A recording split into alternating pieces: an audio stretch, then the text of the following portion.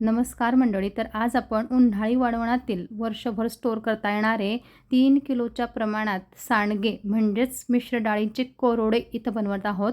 त्यासाठी संपूर्ण रेसिपी बघा आणि तुम्ही देखील वर्षभरासाठी असे कोरोडे बनवून ठेवा. तर आज आपण 3 किलोच्या प्रमाणात बनवत आहोत. त्यासाठी 3 प्रकारच्या डाळी आपण 1-1 किलो प्रमाणे घेणार आहोत. पहिली आपण मुगाची डाळ 1 किलो घेतली, दुसरी चवळीची डाळ 1 किलो, तिसरी उडदाची डाळ आपल्याला 1 किलो. अशा प्रकारे 3 किलो डाळी आपण घ्यायच्या. तर सुरुवातीला डाळी स्वच्छ केल्यानंतर आपण याला पाण्याने 2 ते 3 वेळा धुवून घ्यायच्या. कारण आपण ह्या डाळी वर्षभर स्टोअर करतो, तेव्हा याला बोरिक पावडर किंवा इतर काही पदार्थ जे लावून ठेवतो स्टोअर करण्यासाठी ते व्यवस्थित स्वच्छ झाले पाहिजे. त्यासाठी स्वच्छ केल्यानंतर आता आपल्याला या भिजत घालायच्या आहे रात्रभर. नंतर सकाळी जेव्हा आपण कोरडे बनवायला घेतो तेव्हा डाळ छानपैकी मिक्सरमधून वाटून घेतली.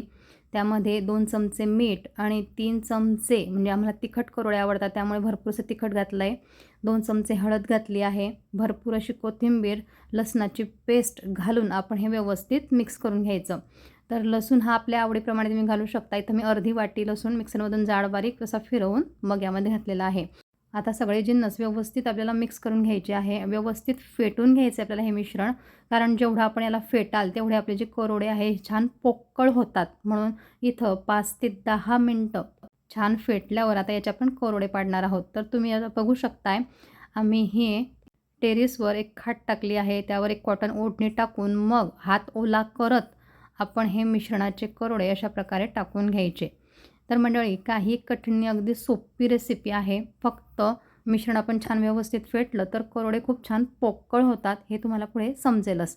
तर अशा प्रकारे संपूर्ण कोरडे बनवून झाले आहे. 3 किलोच्या प्रमाणात हे कोरडे आहेत. वाळल्यानंतर तुम्ही बघू शकता प्रत्येक कोरडं असं पोकळ आहे आणि हाताने लगेच ते तुटतं. म्हणजेच अगदी परफेक्ट हे कोरडे झाले आहे. तर वर्षभरासाठी तुम्ही देखील असे कोरडे बनवा आणि कमेंट्समध्ये नक्की कळवा की कशी वाटली तुम्हाला आजची ही रेसिपी. नक्कीच आवडली तर ट्राय करा. रेसिपी आवडली तर लाईक, शेअर, कमेंट्स करायला विसरू नका. अशा छान-छान व भरपूर अशा उन्हाळी वाळवण रेसिपी बघण्यासाठी RR कुकिंग मराठी चॅनलला सबस्क्राईब नक्की करा.